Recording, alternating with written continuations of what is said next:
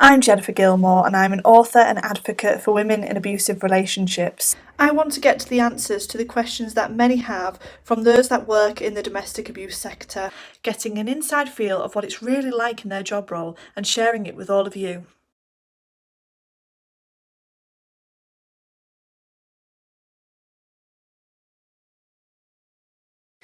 Hi everyone, welcome to the next episode of the ABUSETALK podcast. Some of you might be listening in on the podcast, or you're watching us live on YouTube, or maybe even on the replay. So hello and welcome. I am joined today by the lovely Caron, and I'm going to get her to introduce herself and tell us a bit about her. So first of all, Caron, welcome to the podcast. It's lovely to have you. Yeah, thank you for having me. So I am Caron Kipping. I am a divorce coach. And if I just backtrack a little bit as to what a divorce coach is and how I got into it, I am a survivor of coercive control.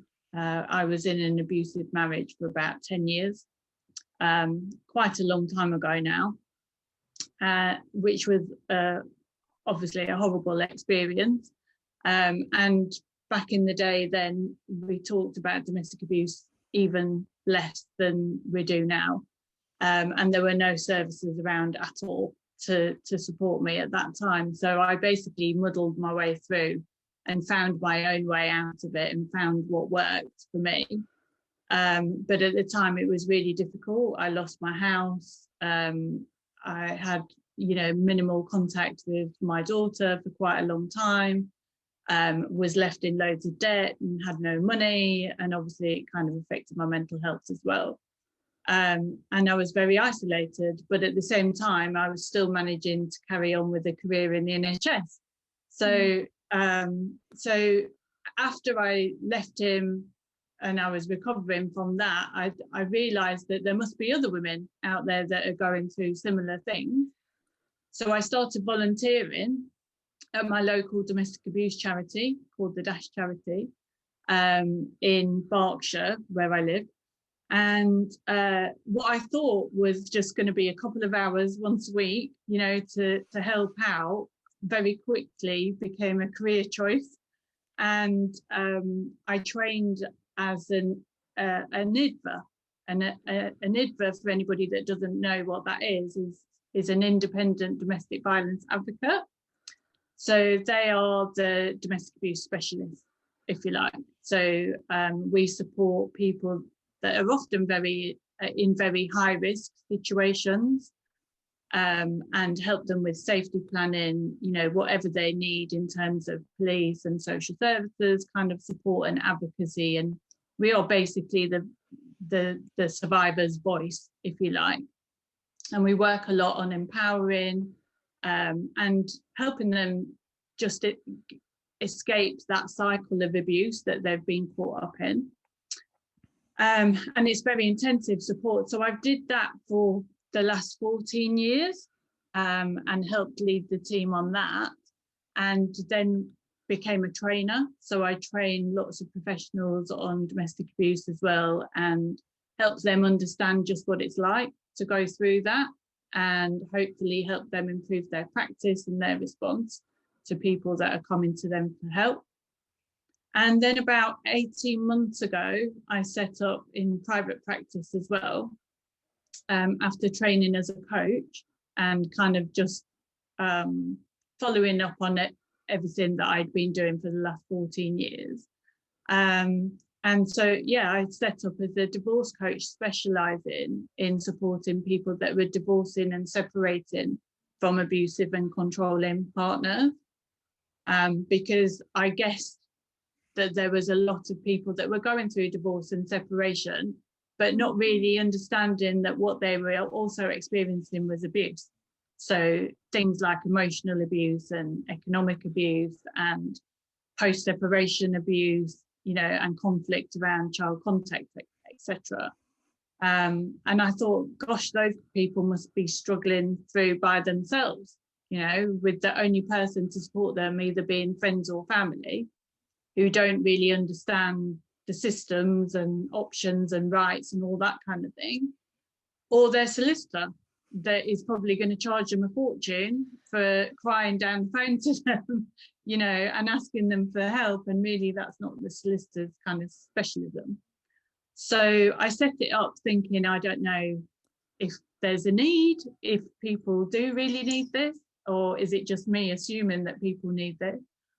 And then I've literally not stopped since. I am just inundated with people asking for help. But it's good because I can help them. So, yeah, so it's definitely working. I mean, it sounds like a very, to me, it's a good mix, a good palette. But when you think Yeah. about the experience and then obviously doing your IDVA work and then branching into, divorce and coaching, it sounds like a whole long journey that you've been on to get to this point, to be honest. Yeah, it's kind of come full, I feel like it's come full circle. And I can now help people that are exactly where I was, all those years ago. And people say that it's quite inspirational for them as well, because they can see where I've come from. And, it kind of gives them hope that actually you can get out of it. And a lot of the work that I do with my coaching clients is very kind of motivational and kind of focused on rebuilding confidence, rebuilding self-esteem, giving them practical strategies that they can use that are going to help them get out of that situation. So it may be like practical advice around the process of divorce and maybe social care proceedings or things like that. But then it might be around how you communicate with your ex. If you've got children together, you still, end up having emails and having to discuss holidays and Christmas. And, there's always something that crops up that you need a bit of help with. It's not like just divorcing a normal person, if you like, where you do the divorce, you get your decree absolute and it's done. You move on with your life. When you are coming out of an abusive relationship with somebody, it carries on very often, in practical terms because of the children. But even if you haven't got children, emotionally, you still might suffer with triggers and things like that. And you just need a few strategies and you just want somebody to be there. So that you just don't feel like you're on your own all the time. And that's a lot of what I do. And I think, I'm here and I'm sat here like a nodding dog, to be honest, because I can relate to a lot of what you were saying. And, I've thought about this quite a lot, that if you were in a healthy relationship, would you necessarily end up in court? To do with residency and custody, or could you come to those agreements yourself, if you're in a healthy relationship? And I did start to think that the more I hear, the more I think that court is a place for unhealthy relationships or severe breakdown, where you can't communicate. And predominantly thinking that, I mean, I don't have any statistics, but most of those relationships have abuse on whichever side it is. And I don't feel like that's recognized much within the court setting, apart from when we go into maybe CAFCAS and those systems are put into play. But even with a solicitor, getting them to recognize that form of abuse, especially as you've mentioned sort of coercive control, and I know that's something that I experienced. To get that recognized was certainly a challenge back then for me, and that was 4 years ago, 5 years ago, and I'm sure it was, you've mentioned it was a challenge for yourself. So I often find it concerning that there are vulnerable people entering the family court system with just a solicitor or nothing, or family and friends, and that there doesn't seem to be any kind of alternative unless it's maybe a domestic abuse support worker because you fit the category within that, area. So I Yeah, guess the fact that you are not only there to help with, divorce coach sort of hat, but you've got the knowledge and the information and the background to do with the domestic abuse side. And I think it's just important because I don't think, I mean, I was saying just before, if I'd have had that kind of support, I think I'd have moved along a lot faster than it being dragged and going through emotional turmoil for quite some time. And it's almost like you need somebody that understands to be able to get you from A to B quicker yeah, or yeah, efficiently.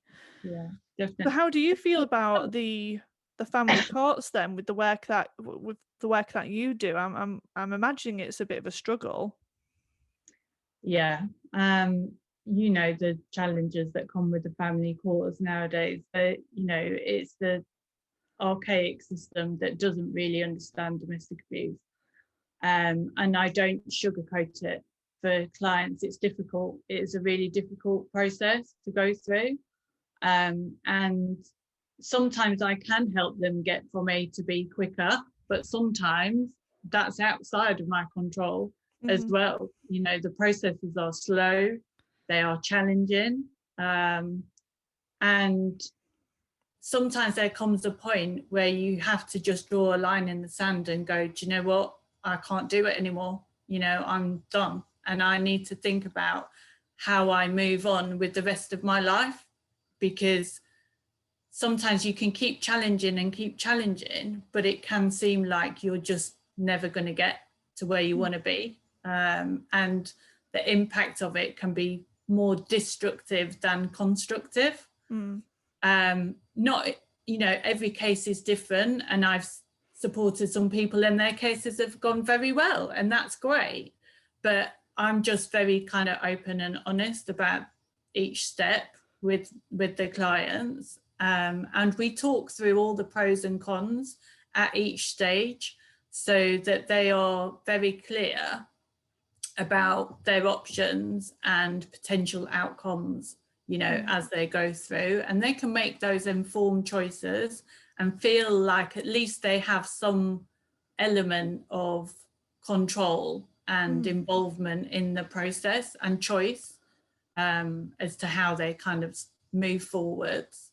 Mm. So that's really important to me, because like when I was going through it, I actually applied for a non-molestation order, and I don't even remember applying for that order at the time, because you get that kind of foggy brain Mm. when you're in a kind of traumatic stress state. I have no recollection of completing that paperwork, going to court, any of it. And it was only years later when I looked at all the paperwork that it was there in front of me, and I was like, God, I don't even remember doing that. So yeah, I do really believe it's so important for people to have that right support as they go Mm. through, and there are different options that suit different people as well. So not everybody is going to fit the criteria for a domestic abuse service, because perhaps the risk level isn't there, Yeah. but what they do still need is emotional support. And that could be where I come in. Or it could be that, they do have a great solicitor, or they do have a great Mackenzie friend, or, Mm. and you kind of create a little support team around that person.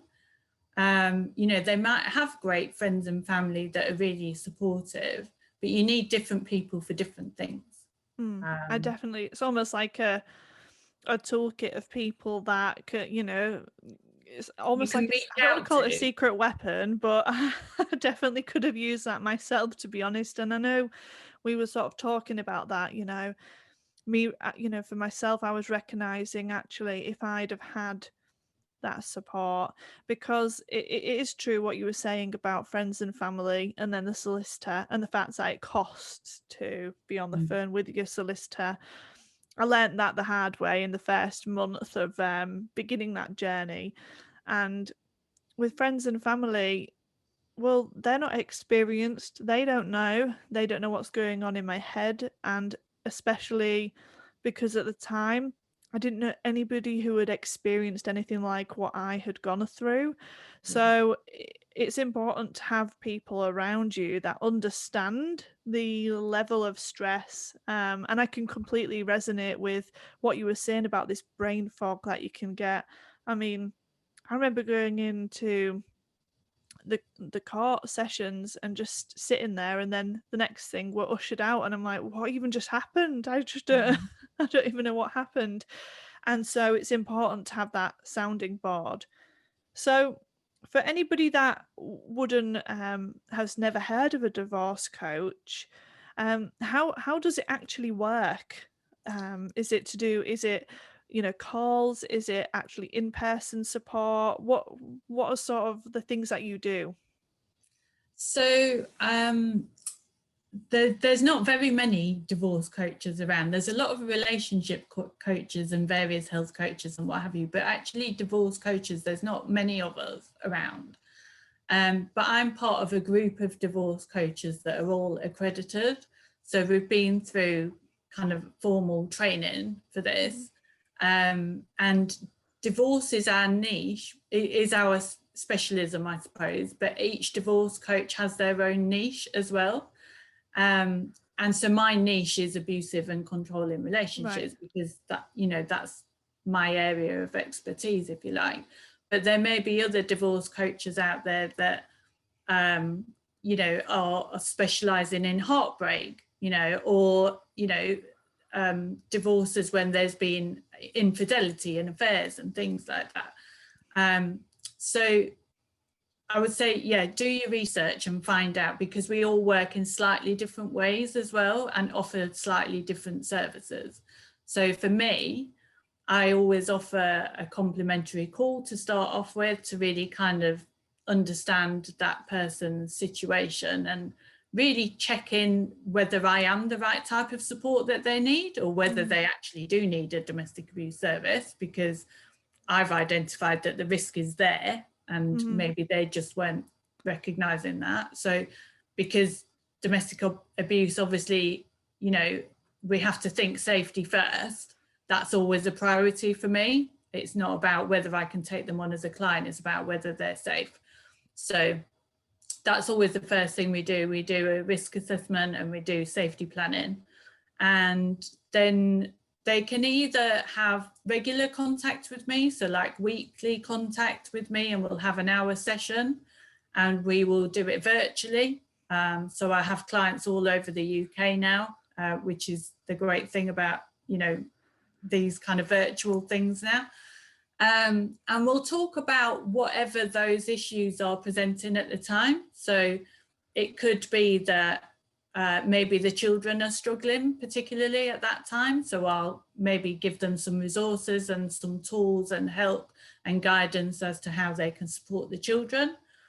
Or it could be that they've got court hearing coming up, so they need a bit of preparation for that, as to how to manage on the day and how to kind of, deal with, responding to the ex, and, and kind of what the day looks like and the process and all of that kind of thing.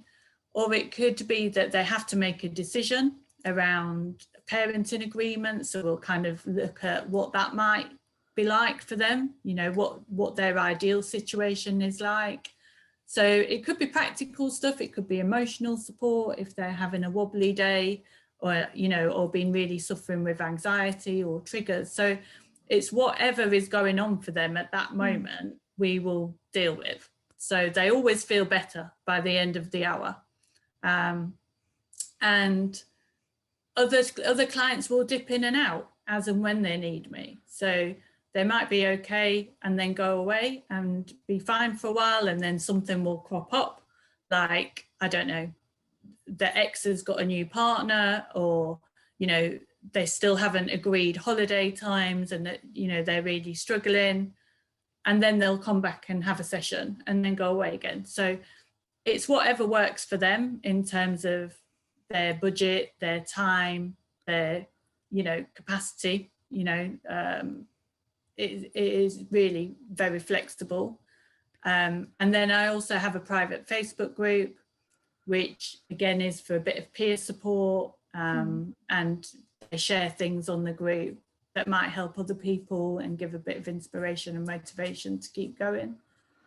And then I have a newsletter as well once a month, so that comes out with more resources. So I'm trying to give as much to people as I can. I mean, from that, I already felt divorce coach was niche. I did not have any clue as to niching even further down into the specifics, but it does really make sense, doesn't it? Because you can't cover each element, and because it's such a sensitive time as well, it's got to be protected in that way as well, doesn't it? Yeah. So, you have also got, actually, before we go there, I would like to ask you, what is the most challenging part of being a divorce coach? Because I can imagine it comes with many things. The most challenging part is, I suppose, is trying to keep people motivated when that process is long and drawn out and they haven't got a lot of control over what is happening. So for those clients that are really struggling through safeguarding and social care proceedings and court proceedings where they are not being heard, and you know, the domestic abuse is not being recognised, it's quite frustrating for me as a professional, because I can see it and hear it and like, why don't you get it? You know, you professionals, but I'm limited. I can't, you know, as to what I can do. And obviously, you know, some clients are really tearful, really struggling, really kind of feeling quite hopeless sometimes.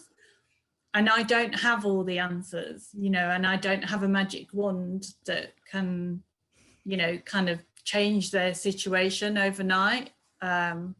So sometimes that can be quite draining for me as a coach and can be a struggle. But thankfully, you know, I have got a decent amount of experience that it tends not to kind of impact on me. And it's balanced with, you know, the real positives. You know, I've got clients that have been, you know, suicidal and really in a really bleak place. And then they'll send me photographs of them happy and smiling and, you know, with really a completely different mindset within the space of a few weeks, perhaps.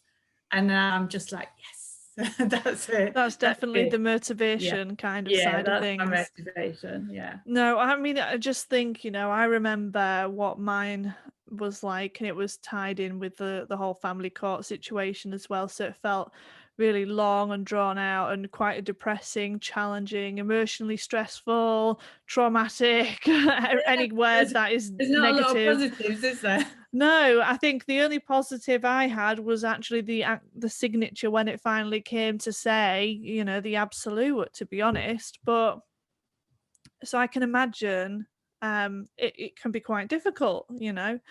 Actually, that's made me think about solicitors. So before we go on to the next step, where I promise we'll go to, how do solicitors take what you do? Do clients tell the solicitor that they've got a divorce coach? You know, how does that relationship work, or how do they take you? Because sometimes outside services are not taken very fondly of, are they? I'm hoping it's a positive one. Yeah, I think, you know, divorce coaching, it is quite new to people. I think the coaching side of things has been going on for a long time in America.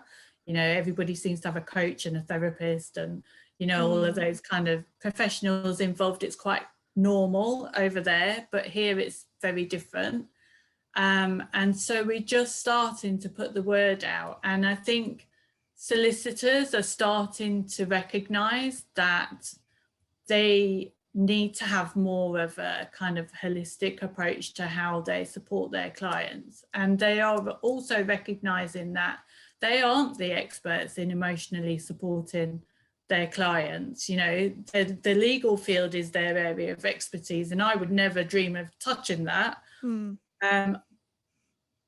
But they're not the experts in how to motivate somebody and how to, you know, emotionally support them.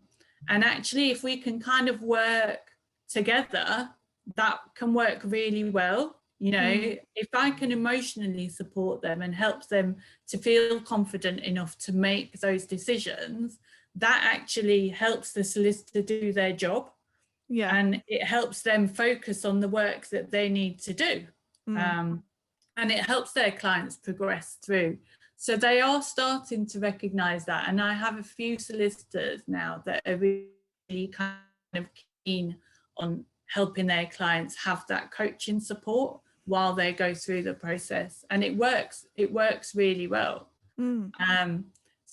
Sometimes, you know, because I'm focused on what my client wants and needs and what is best for them, and so I have to take into account the whole picture. So not just about the court process, but what else is going on in their lives, and also what they can cope with emotionally. So sometimes they will back down from making an application, or they will say, no, that's it, I'm done, I don't want to do anymore. And the solicitor might be saying, yeah, but you could get a better result if you go back to court, or if you keep the process going. And so sometimes they might get a bit frustrated that the client doesn't continue down that route, but you know, the client just explains that that's the right decision for them, and they have to accept it. So, and you know, they kind of get it. Yeah, I mean, I can understand that, and I think sometimes you come into, I mean, you never expect that you're going to end up in divorce when you get married, do you? So you don't necessarily know what it's going to be like when you're trying to exit that relationship, and what it is like to go through a divorce until you're brand new into it. And I think I certainly made a lot of mistakes in the beginning part of working with my solicitor when she was giving suggestions, and I was like, no, this is what I want. This is this is it. This is it. Yeah. And she was like, you're going to have to go with 3 options, you know, to show that you're there to negotiate, to work it out. And this is probably more the family court, but it was, you know, coming up with an A, B, and C. And I was like, nope, I want A. And she was like, well, you're going to have to come up with something that's closer to, you know, another option. And there was times where I just, you know, forced my solicitor, and she did the right thing because she was working for me, right? But actually, on reflection, if I'd have listened to her, I'd have probably gotten a better result in the long run. Or I wouldn't have been in the process for years. And I think, again, with the emotions, with the feeling, you know, all those feelings that come with it, how was I going to even recognize that as on my own as an individual? And even with my family and friends goading me to say that I'm doing the right thing, you know, it wasn't necessarily the right thing to do. So I can understand the pros and the cons to everything, really, I guess. And I can learn from my mistakes, but we covered this, didn't we, where I said I wish I'd have heard about divorce coaching, you know, and I hear that you get that quite a bit as well. And so it would be interesting to know how you can reach people that are going through divorce so that they don't have to say the same thing in 5-10 years to come. So how do you get around that then? How do people find a divorce coach? Well, how do people get around, you know, I'm there saying, I wish I had a divorce coach 10 years ago. How do you reach those people that are potentially going to need one? Is it really awareness, or? Yeah, so some people find me on Instagram, through Facebook. I kind of post in community groups on Facebook and people find me that way.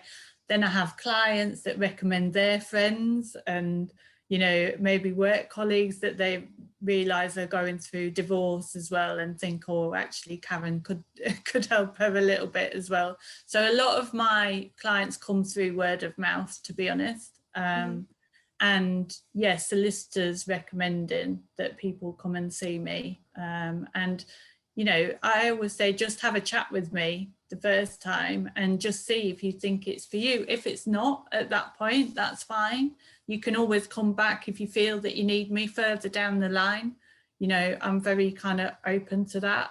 And I don't have a set amount of sessions that people have to have either. So you just kind of like have them as you go, as and when you need them. And your case is never closed to me. So once you're on board as a client, I'm here forever if you need me, because, you know, it can go on for years. You know, as your children grow, you have different challenges that come up, or, you know, you might get into another relationship, hopefully not, that's abusive, you know, hopefully you get into a healthy relationship, but, you know, there may be other things that crop up. So yeah, if you feel that you need a coach, then, you know, just Google divorce coaches, ask your solicitors if they've got any kind of recommendations. There's a few coaches that are up on solicitors' websites now as well, and other different kind of divorce websites and forums. So you can find them that way. No, that's great. And the thing that I was going to come to is, you've released your first book, Recognition to Recovery: How to Leave Your Abusive Ex Behind for Good, which pretty much sounds like there's some synergy with what you do, obviously, in your experience. So can you tell us a bit about that? Yeah, so this is the book for everybody that's watching on YouTube. So you can get it in 27 different countries now, on Amazon Books, and you can download it on Kindle if that's a bit more discreet for you. But it's essentially, I wanted to put some of my personal experience in the book, but also all of my professional experience, and kind of marry that up with the coaching skills and toolkit that I've got, and also to share some real life examples from my clients, which are, you know, all anonymized,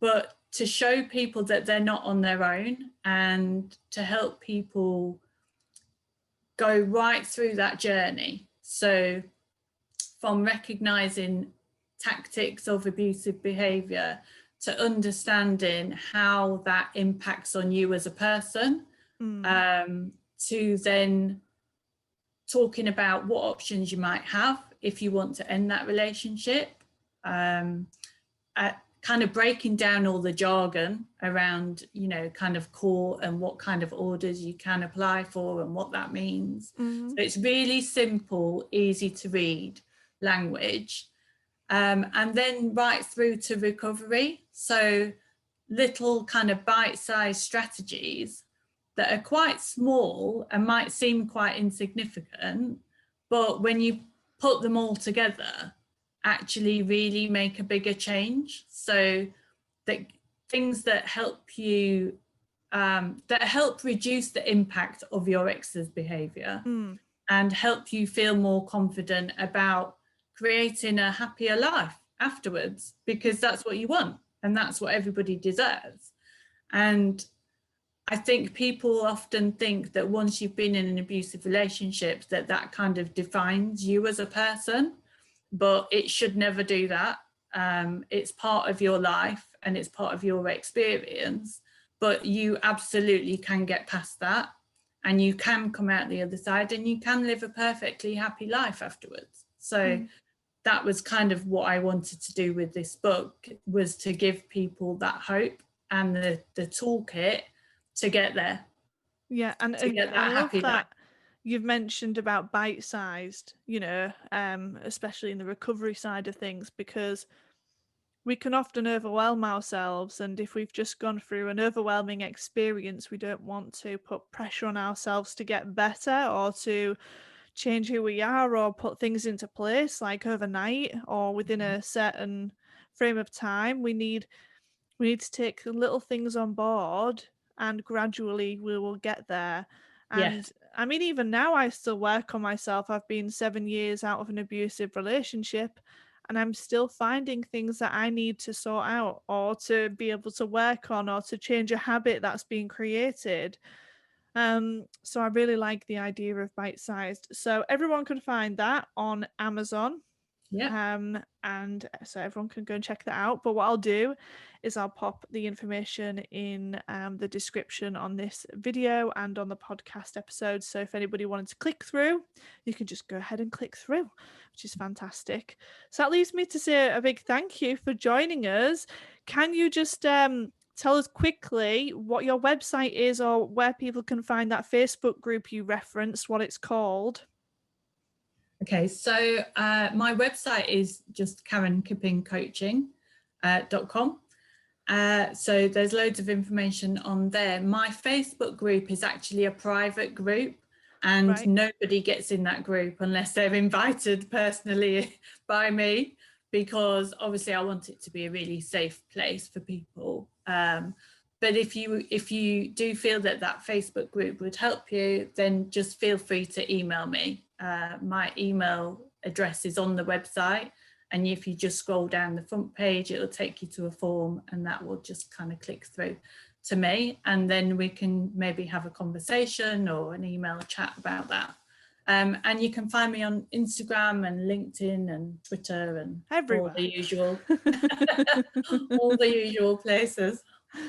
Oh, well, thank you so much for joining me and for talking about your role as a divorce coach and your journey to getting to that point as well. It's been really interesting and insightful, and certainly something that I'm going to keep in mind for, sorry, friends, family, or any connections if you might go through there. I've got the person to direct you to. So thank you so much, Caron. And yeah, I'm sure we'll speak soon. Thank you very much. Thank you. It's been lovely to chat to you.